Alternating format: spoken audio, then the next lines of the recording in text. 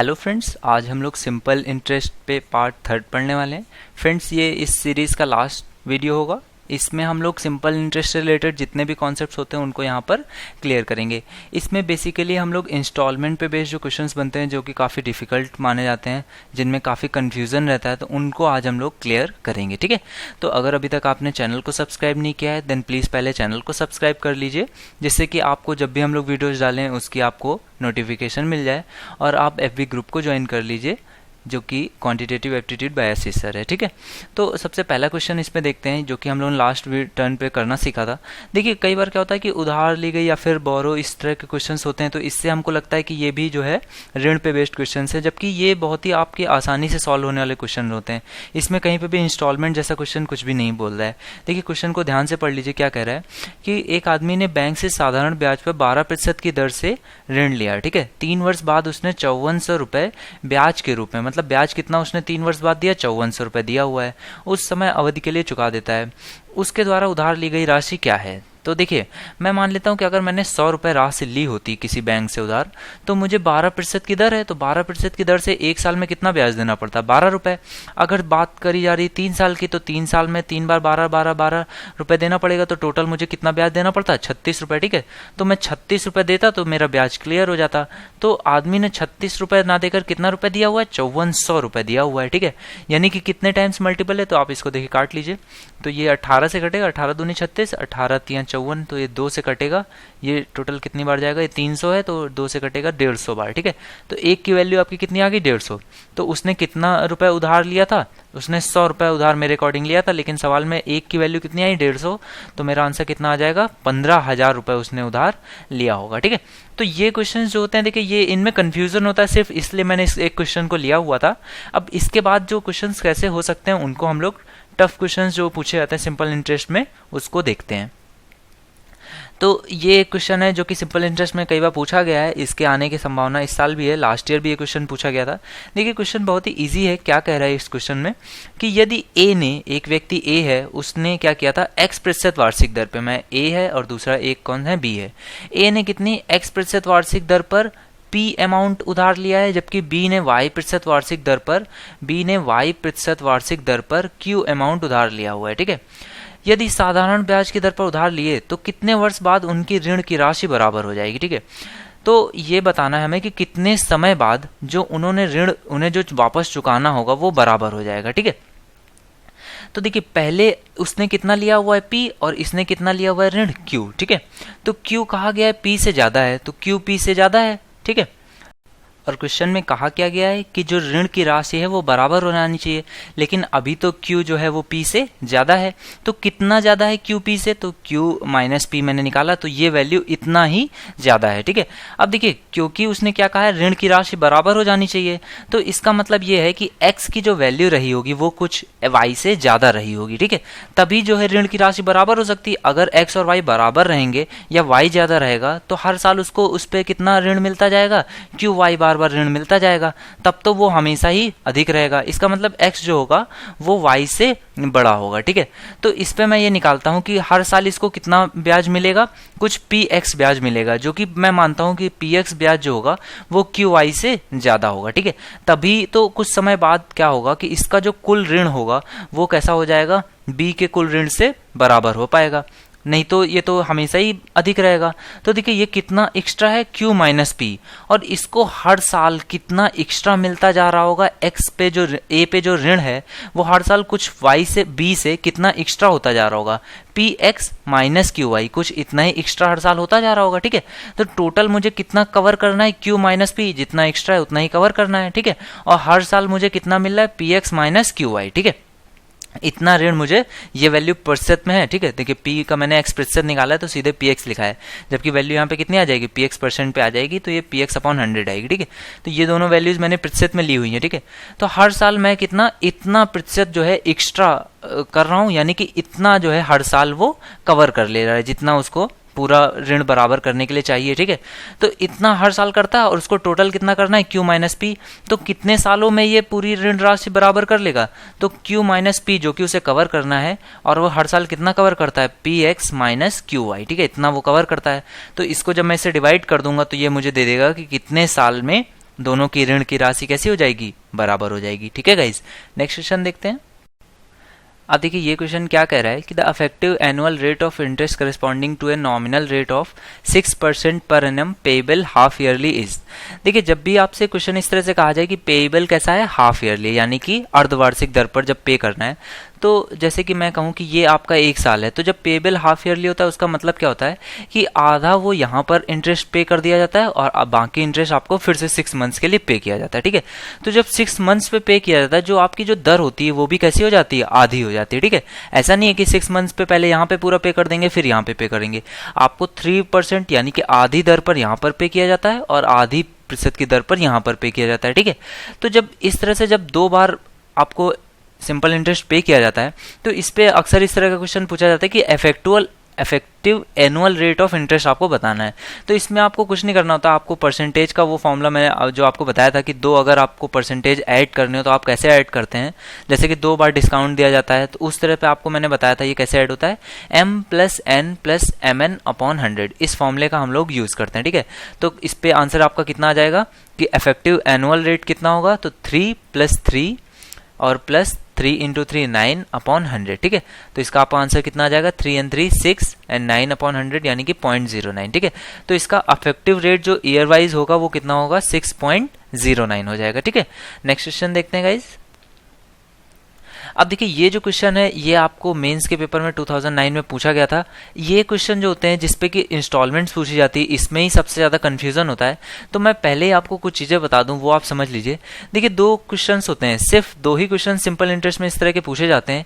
एक जिसमें कि आपसे इंस्टॉलमेंट पूछी जाती है, इंस्टॉलमेंट आपको बतानी होती है। दूसरा क्वेश्चन क्या होता है, उसमें आपको रेट ऑफ इंटरेस्ट बताना होता है। ठीक है, 2 क्वेश्चन होते हैं, एक जिसमें आपको इंस्टॉलमेंट बतानी होती है, दूसरा आपको जिसमें रेट ऑफ इंटरेस्ट बताना होता है। ठीक है, तो जब आपसे इंस्टॉलमेंट पूछी जाए उस केस में आपसे क्या करना होता है, आपसे क्वेश्चन में देखिए कुछ चीजें की होंगी कि कितना डेप्ट आपको क्लियर करना है, कितने साल बाद, 5 साल बाद, और कितना 5% की दर से। ठीक है, देखिए जब ये बोला जाता है कि what annual instalment will discharge a डेप्ट of 770 rupees due in 5 years at 5% simple interest. ठीक है, ये क्वेश्चन है। ये क्वेश्चन क्या कह रहा है कि 5 साल बाद 770 रुपए का जो ब्याज होगा वो 5% की सिंपल इंटरेस्ट की दर से कितना अमाउंट हम लोग अभी से इंस्टॉलमेंट दें जिससे कि वो खत्म हो जाएगा। ठीक है, तो मैं मानता हूं कि मैं बहुत ही सिंपल सा अमाउंट लेता हूं, कितना, 100 रुपए लेता हूं, और मैं कहता हूं कि 100 रुपए का अमाउंट मैं हर साल अगर दे रहा होता तो मैं कैलकुलेट करता हूं कि कितने रुपए का ब्याज मैं क्लियर कर देता। ठीक है, तो मैंने माना कि क्योंकि 5 साल है और दर कितनी है, 5% की है, तो हर साल मैंने 100 रुपए जमा करने हैं। ठीक है, मैं कितने की किस्त दे रहा हूं, मेरे अकॉर्डिंग मैं 100 रुपए की किस्त दे रहा हूं। ठीक है, तो जब मैं पहले साल 100 रुपए की किस्त दूंगा, अभी मैं इसको कहीं पे भी जमा नहीं कर रहा हूं, मैं अपनी तरफ से सिर्फ इसको कैलकुलेशन के लिए करता हूं। ठीक है, तो मैंने माना कि पहले साल मैं 100 रुपए की किस्त दूंगा। ठीक है, अगले साल मैं फिर से 100 रुपए की किस्त दूंगा, लेकिन जब अगले साल मैं 100 रुपए की किस्त दूंगा तो इस 100 रुपए पर मुझे कितने, 1 साल के लिए 5% की दर से मुझे कितना इंटरेस्ट इस 100 रुपए पे मिलेगा, इस 100 रुपए पर 5% का इंटरेस्ट मिलेगा, यानी कि 5 पे मुझे इस पर टोटल ऐड होके मिल जाएगा। ठीक है, अब नेक्स्ट ईयर मैं फिर से दूंगा, तो नेक्स्ट ईयर फिर से मैं 100 रुपए की किस्त, मैंने माना है 5वें साल में 100 रुपए की किस्त दूंगा। तो अब क्या होगा कि देखिए इंटरेस्ट पे इंटरेस्ट तो मिलता नहीं सिंपल इंटरेस्ट में, तो जो मेरा मेन जो मैंने जमा किया, जो प्रिंसिपल मैंने जमा किया वो अभी कितना हो गया, 200 रुपए। ठीक है, तो 200 रुपए पे मुझे फिर से 5% की दर से कितना हो जाएगा, 200 का 5% निकालूंगा तो कितना आ जाएगा, 10 रुपए। ठीक है, यानी कि अब मेरे पास 10 रुपए और ऐड हो जाएगा। ठीक है, अब मैंने माना कि चौथे साल फिर से मैं 100 रुपए दूंगा, तो चौथे साल जब मैं फिर से 100 रुपए दूंगा तो इन तीनों को जो अभी तक मैंने प्रिंसिपल जमा कर रखा होगा वो 300 हो गया, तो 300 पे 5% की दर से कितना मिलेगा, मुझे 15 रुपए मिलेगा। सिमिलरली मैंने माना कि 4 साल तो हो गया, 5वें साल फिर से मैं दूंगा, तो अब जब मैं 5वें साल दूंगा तो बाकी अब कितना मेरे पास जमा है, पहले से ही 400 रुपए जमा हुआ है, उनको 1 साल हो चुका होगा, तो 400 का 1 साल में कितना मेरे पास ब्याज बन चुका होगा, 400 का 5% की दर से 20 रुपए पूरा ब्याज मेरे पास बन गया होगा। तो इसको आप सम करेंगे। देखिए इसको ये मैंने पहली बार आपको समझाने के लिए लिखा कि जब मैंने पहली इंस्टॉलमेंट दी होगी तो मुझे 100 रुपए दी होगी, अगले साल जब मैं 100 रुपए दूंगा तो वो जो पिछली वाली इंस्टॉलमेंट है वो कुछ 5 रुपए अर्न कर चुकी होगी। ठीक है, 1 साल में। ठीक है, सिमिलरली मैं ऐसे ही हर साल 100 रुपए की इंस्टॉलमेंट अर्न करूंगा, 100 रुपए की इंस्टॉलमेंट जमा करूंगा तो मुझे कुछ कुछ अमाउंट जो है वो अर्न होता जाएगा, ठीक है। तो टोटल मेरा, अगर मैंने 100 रुपए की 500 रुपए की इंस्टॉलमेंट जमा करता रहूंगा तो मेरा कुल कितना ब्याज क्लियर हो जाएगा। तो देखिए 500 रुपए ये, और यहाँ पर ये इसको सम अप कर लीजिए तो 20, 10, 30, 40 और ये 50, तो 550 रुपए का जो ब्याज होगा वो मैं क्लियर कर लूंगा, ठीक है। तो इसको आप इस तरह से ना लिखकर अब हमेशा से आप याद रख लीजिए, आपको इतना कैलकुलेशन नहीं करनी है, आपको पहली बार वैल्यू लिखनी है 100 रुपए, ठीक है। अब मैं यहाँ पर आपको तरीका बता रहा हूँ, आप डायरेक्टली कैसे इसको सॉल्व करेंगे। आपको इसको सॉल्व करने के डायरेक्ट फॉर्मुलाज भी होते हैं, बट आप फॉर्मुलाज का यूज ना कीजिए, क्योंकि इसमें दूसरा जो कॉन्सेप्ट होता है उसके लिए कोई फॉर्मुला नहीं होता है। तो अगर आप इसको समझ लेंगे तो उसको भी आप आसानी से समझ जाएंगे। तो 100 रुपए मैंने माना, अगले साल मुझे 5% की दर से कितना मिलेगा इस पे ब्याज, 5 रुपए, तो उसको भी आप इस पे ऐड कर दीजिए, तो वो कितना हो जाएगा 105। अब हर साल आपको 5 रुपए इस पे ऐड करते जाना है, ठीक है। तो ये कितना हो जाएगा 110, 115 और 120, ठीक है। तो टोटल ये कितना हो जाएगा, इसको आप सम करेंगे तो कितना आ जाएगा 550, ठीक है। तो मेरे अकॉर्डिंग अगर मुझे 550 रुपए का जो डेप्ट है अगर उसको क्लियर करना होता तो मैं कितना 500 रुपए जो है, 500 रुपए यानी कि हर साल कितनी 100 रुपए की किस्त जमा करता है, ठीक है। लेकिन मुझे असल में डेप्ट कितना क्लियर करना है 5 साल बाद, 770 रुपए क्लियर करना है, ठीक है। तो यहाँ पे देखिए कितने का मल्टीप्लीकेशन मुझे करना पड़ा, 7/5 का मल्टीप्लीकेशन करना पड़ा, ठीक है। तो मुझे इस राशि में भी कितने का मल्टीप्लीकेशन करना पड़ेगा, 7/5 का मुझे मल्टीप्लीकेशन करना पड़ जाएगा। यानी कि इसका आंसर मेरा कितना आ जाएगा, मैं 5 से इसको डिवाइड कर दूंगा तो कितना 20, यानी कि 140 रुपए जब मैं हर साल अभी से किस्त जमा करूंगा तब मेरा जो है 770 रुपए जो ड्यू होगा 5 साल में, वो 5% की दर से मेरा डिस्चार्ज हो जाएगा, ठीक है। देखिए अगर अभी किसी को नहीं समझ में आया तो मैंने इस पे बेस्ड कुछ और क्वेश्चंस लिए हुए हैं, उनको सॉल्व करते हैं और आप उसमें समझ लीजिए। अब देखिए ये क्वेश्चन है, ये आपका मेंस के पेपर में 2007 में पूछा गया था। ये क्वेश्चन क्या कह रहा है कि आपको 848 रुपीज का ड्यू जो है वो डिस्चार्ज करना है 4 साल में 4% की सिंपल इंटरेस्ट की दर से, ठीक है। तो मैं फिर से वही करूंगा, मैं 100 रुपए मानूंगा, लेकिन इस बार क्योंकि 4% की दर है और क्योंकि सिर्फ 4 साल में ही पे करना है, तो देखिए पहले साल में मुझे कितना मिलेगा 104 रुपए, दूसरी बार में 108 रुपए, तीसरी बार में 112 रुपए। तो देखिए 4 अमाउंट्स हो गए, ठीक है। अब आप इनको ऐड कर लीजिए तो ये कितना हो जाएगा 8 4 12, 12 और 12 24, ठीक है। तो 424 रुपए का जो ब्याज होगा वो मैं क्लियर कर लूंगा अगर मैं हर साल कितना 100 रुपए की इंस्टॉलमेंट पे करूंगा। लेकिन सवाल में मुझे कितने की कितना अमाउंट डेप्ट जो है वो क्लियर करना है 848, और मेरे अकॉर्डिंग कितना है 424। तो ये देखिए कितने का मल्टीप्लीकेशन, 2 का मल्टीप्लीकेशन है।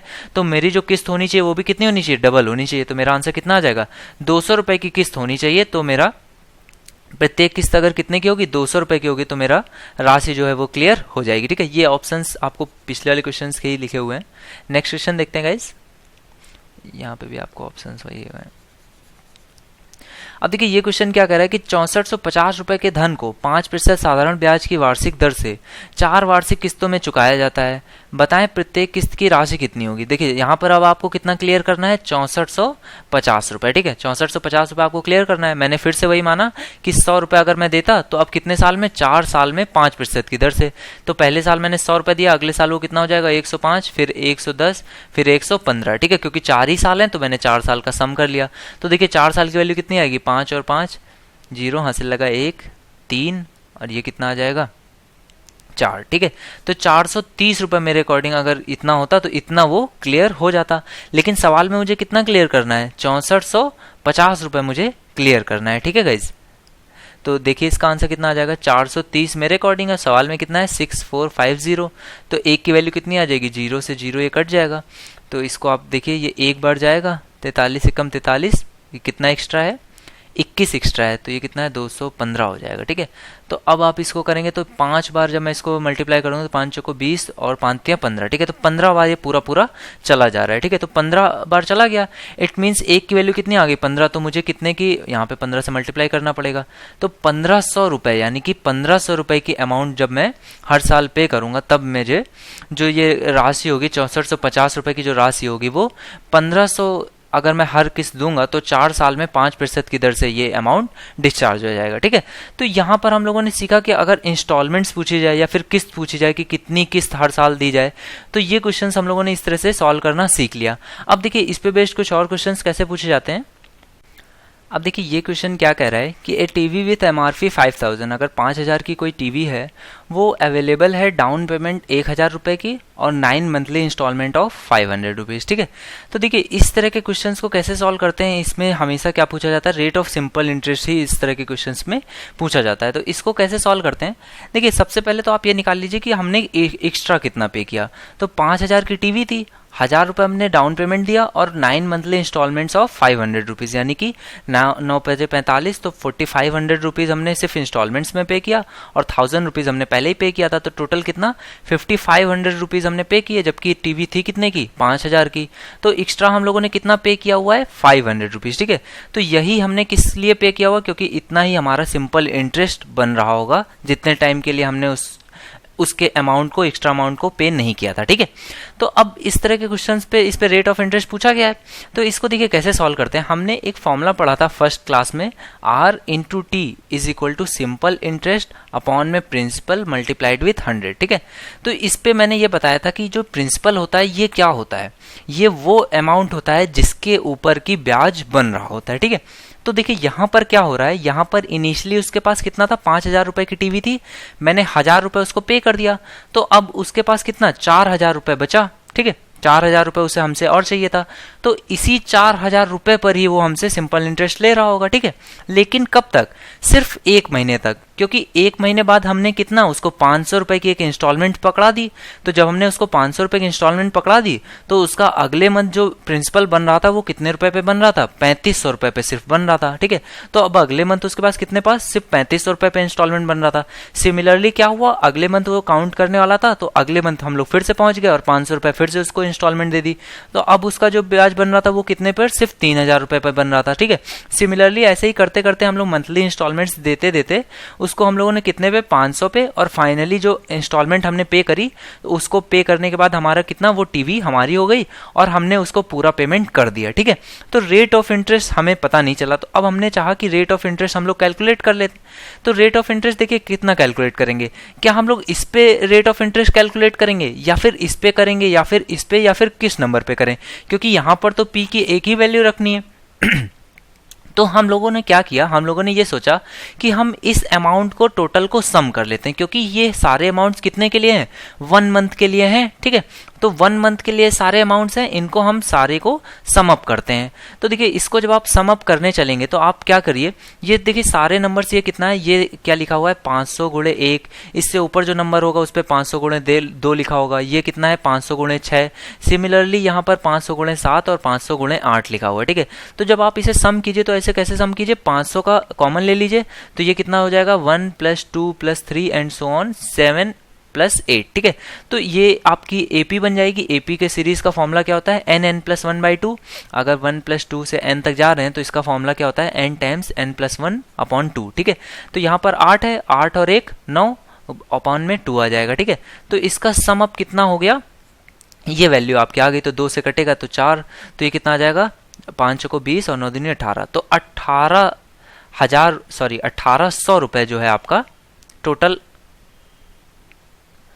5 को 20 2000 9 दूनी 18,000 रुपए, ठीक है। तो आपका ये क्या आ गया कि टोटल जो है 18,000 रुपए एक मंथ, अगर मैंने एक मंथ करके जोड़ा हो तो 18,000 रुपए टोटल मेरा हो जाता है, ठीक है। लेकिन क्योंकि मुझे पता है कि जो रेट ऑफ इंटरेस्ट मुझे निकालना है वो कितना वार्षिक दर पे निकालना है, यानी कि टाइम मुझे कितना रखना पड़ेगा, 1 साल रखना पड़ेगा। तो ये जो मैंने सारा सम किया, ये तो 1 मंथ के लिए सम किया है, तो इसको मैं किस में कन्वर्ट कर दूंगा, इसको मैं साल भर के लिए कन्वर्ट करूंगा। तो 1 मंथ के लिए अगर इतना है तो साल भर के लिए मैं जो इसको कन्वर्ट करने में क्या करना पड़ेगा, 12 से डिवाइड करना पड़ेगा, क्योंकि देखिए ये जो अमाउंट जो प्रिंसिपल है ये कितने के लिए, 1 मंथ के लिए था, ठीक है। तो 1 मंथ के लिए अगर 4000 था तो मैं साल भर के लिए इस मंथ को कैलकुलेट करूंगा, तो कैसे करूंगा, इस 1 मंथ को मैं ईयर के फॉर्म में लिखूंगा, तो कितना लिख सकता हूं, 1 मंथ को लिख सकता हूं मैं 1/12 ऑफ ईयर, ठीक है, 1/12 ईयर लिख सकता हूं, ठीक है। तो अब अगर मैं बात करूं तो 1/12 ईयर के लिए मेरा इतना अमाउंट होगा, तो ये पूरे का अमाउंट का मैं क्या करूंगा, तो 1/12 में इस पूरे अमाउंट का कर लेता हूं, ठीक है। तो पूरे अमाउंट आपका प्रिंसिपल जो आ जाएगा वो टोटल कितना आ जाएगा, इसको आप सॉल्व कर लीजिए, 6 से काट दीजिए तो ये कितना आ जाएगा 3000, और अपॉन में कितना आ जाएगा 6 दूनी 12, ठीक है। तो टोटल प्रिंसिपल आपका कितना आ गया, 1500 रुपए आपका टोटल प्रिंसिपल आ गया। ठीक है, तो अब आप प्रिंसिपल की जगह पे प्रिंसिपल की वैल्यू रख दीजिए, तो ये कितनी आ जाएगी, सिंपल इंटरेस्ट आपका कितना आया था 500 रुपए, आपका प्रिंसिपल कितना आ गया 1500 रुपए, यहाँ पर कितना है 100, आपको आर की वैल्यू निकालनी थी, समय कितना था 1 साल। ठीक है, तो आर की वैल्यू आपके यहाँ से आ जाएगी, ये दोनों जीरो से दोनों जीरो कट जाएगा, 5 से यहाँ पे 3, तो ये 3 से 100 कटेगा, तो ये कितना आ जाएगा आपका 33.33%। ठीक है, यानी कि इसका मतलब क्या होगा कि जो रेट ऑफ इंटरेस्ट रहा होगा वो कितना रहा होगा, 33.33% रहा होगा। ठीक है, देखिए कहीं पर भी अगर आपको कन्फ्यूजन हुआ है तो आप नेक्स्ट क्वेश्चन देख लीजिए, उससे आपको क्लियर कन्फ्यूजन हो जाएगा।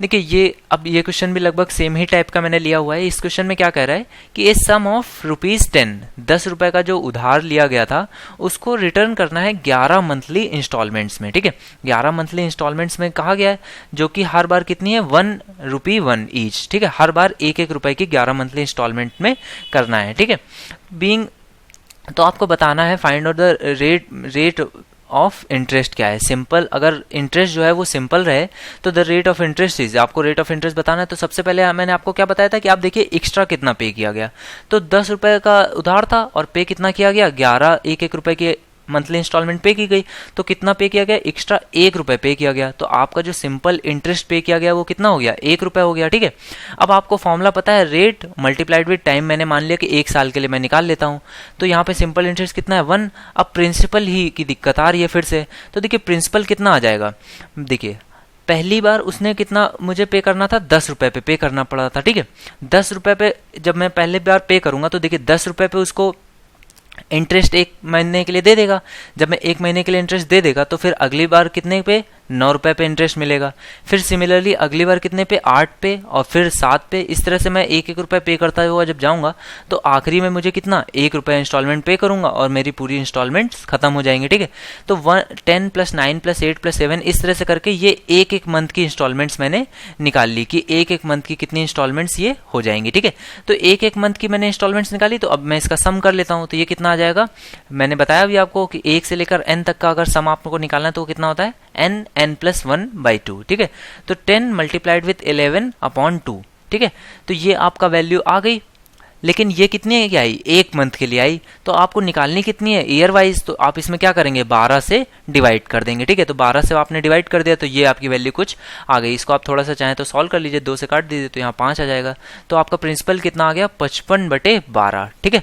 55/12 आपका क्या आ गया, प्रिंसिपल आ गया। तो अब आप यहाँ पे रेट सॉल्व कर सकते हैं, तो रेट की वैल्यू आपकी कितनी आ जाएगी, आपकी 1/55 यहाँ पे 12 मल्टीप्लाइड विथ 100 ये आपका होगा। तो इसमें आप 5 से काट दीजिए, तो ये 5 से कटेगा तो ये 11 बार, और यहाँ पे 5 से कटेगा तो 20, तो ये कितना आ जाएगा 240/11। तो रेट ऑफ इंटरेस्ट आपका कितना आ गया 240/11 आपका रेट ऑफ इंटरेस्ट आ गया। तो अब आप इसको डिवाइड कर लीजिए चाहे तो, क्योंकि यहाँ पे ऑप्शंस में तो आपके कुछ वैल्यूज इस तरह से मिल नहीं रही 240/11, तो इसको आप जब सॉल्व करेंगे तो ये कितना आ गया 11 दूनी 22, 2 0, 11 1 कम 11, तो यहाँ पे 9 बचेगा, तो 9/11। ठीक है, तो 21 सही 9/11, यानी कि मेरा आंसर कितना आ जाएगा, लास्ट पार्ट आ जाएगा। ठीक है गाइज, देखिए ये कुछ चीज़ें हैं थोड़ा ज़्यादा डिफिकल्ट होती हैं, बहुत जल्दी समझ में नहीं आती हैं, आप लोग इसकी एक आध बार प्रैक्टिस कीजिए अपनी तरफ से, इस पे बेस्ड जो क्वेश्चन हैं उनको सॉल्व कीजिए, तब आपको इस तरह के क्वेश्चन आसानी से सॉल्व हो पाएंगे। ठीक है गाइज, नेक्स्ट क्वेश्चन देखते हैं। अब देखिए ये क्वेश्चन अच्छा क्वेश्चन था इसलिए मैंने इसको यहाँ पर लिया हुआ है। इस क्वेश्चन में क्या कह रहा है कि एक साहूकार 10% प्रति वर्ष साधारण ब्याज की दर से धन उधार देता है। ठीक है, एक व्यक्ति जो है वो क्या है 10% की दर से धन उधार देता है। हालांकि यदि वह 1 वर्ष के लिए धन उधार देता है तो ब्याज अग्रिम रूप से ले लेता है। ठीक है, तो वास्तव में वह कितना ब्याज दर पर धन उधार देता है, ये क्वेश्चन पूछा गया है। तो देखिए आपने जो भी साहूकार है मान लीजिए कि वो 100 रुपए का धन उधार देता है, तो 10% की वार्षिक दर है। ठीक है, तो 10% की दर से इस पे ब्याज कितना बनेगा, 1 साल में 10 रुपए का ब्याज बनेगा। ठीक है, तो क्वेश्चन एक बार फिर से आप पढ़ लीजिए क्या कह रहा है कि a money lender claims to lend money at 10% per annum simple interest, however he takes interest in advance when he lends a sum for 1 year. ठीक है, जब 1 साल के लिए वो देता है तो वो क्या करता है कि 1 साल का पहले ही जो इंटरेस्ट होता है वो पहले ही ले लेता है। तो what actual rate of interest does he take. ठीक है, तो इस तरह के क्वेश्चन को आप बहुत आराम से समझ लीजिए। मान लीजिए कि 100 रुपए ही उसे वो देता था, ठीक है। तो पहले क्या करता था, मान लीजिए कि ये आपका आदमी है और ये जो है वो साहूकार है, ठीक है। तो साहूकार ने क्या किया, इसको 100 रुपए दिए, ठीक है, इसको 100 रुपए दिए होंगे। तो ये उस पर 10% की जो दर है उससे कितना 10 रुपए इसको वापस कर देता होगा। तो असल में इसके पास बचा कितना, इसके पास 90 रुपए ही तो बचा, 90 रुपए बचा, इसके पास 10 रुपए इसको पहले ही मिल गया, ठीक है। और अब वो क्या करता है, उसके बाद उसको जो है फिर से इसको इंटरेस्ट देना पड़ेगा। तो इसने कितने पे, असल में इसने 10 रुपए तो पहले ही ले लिए, 10 रुपए वो असल में क्या करता है, अग्रिम रूप से ले लेता है, पहले ही ले लेता है। तो असल में इंटरेस्ट तो तब लेना चाहिए जब 1 साल हो जाए, लेकिन उसने पहले ही ले लिया। तो इंटरेस्ट जो है वो बन कितने पे रहा है, जो मेरा प्रिंसिपल है वो चेंज हो जाएगा, प्रिंसिपल कितना हो जाएगा, 90 हो जाएगा, 90 पे मुझे मिल रहा है। और इंटरेस्ट उसने पहले ही कितना ले लिया है, 10 रुपए ले लिया है। तो 10 रुपए जो इंटरेस्ट लिया हुआ है वो कितने पे लिया हुआ है, 90 पे, और कितने के लिए, 1 साल के लिए। तो रेट ऑफ इंटरेस्ट ही पूछा गया है, तो रेट इंटू 1 मल्टीप्लाइड विथ 100। तो ये 0 से 0 कट जाएगा, तो इसकी वैल्यू कितनी आ जाएगी, आप 9 से डिवाइड कर दीजिए। तो 11 9 99 1/9, यानी कि असल में उसकी जो दर है जिसपे वो ब्याज ले रहा है वो कितनी है, 11 सही 1/9% है। जबकि वह सबसे कह कितना रहा है कि 10% है। लेकिन वो करता क्या है, क्योंकि पहले ही वो 1 साल का ब्याज ले लेता है, जिसकी वजह से जो प्रिंसिपल है वो पहले ही कम हो जाता है। और मैंने बताया आपको जो ब्याज होता है वो बनता किस पे है, प्रिंसिपल पे है। अगर प्रिंसिपल कम हो जाएगा तो आपका जो दर है वो अपने आप कैसे हो जाएगी, बढ़ जाएगी, ठीक है गाइज। अगर वो इंटरेस्ट जो है वो अगर सेम लेता रहेगा और आपने क्या किया, प्रिंसिपल कम कर दिया, इट मीन्स जो आपकी दर है वो क्या हो जाएगी, बढ़ जाएगी, ठीक है। तो आज के लिए इतना ही फ्रेंड्स, नेक्स्ट वीडियो में हम लोग कंपाउंड इंटरेस्ट स्टार्ट करेंगे। Thank you for watching guys.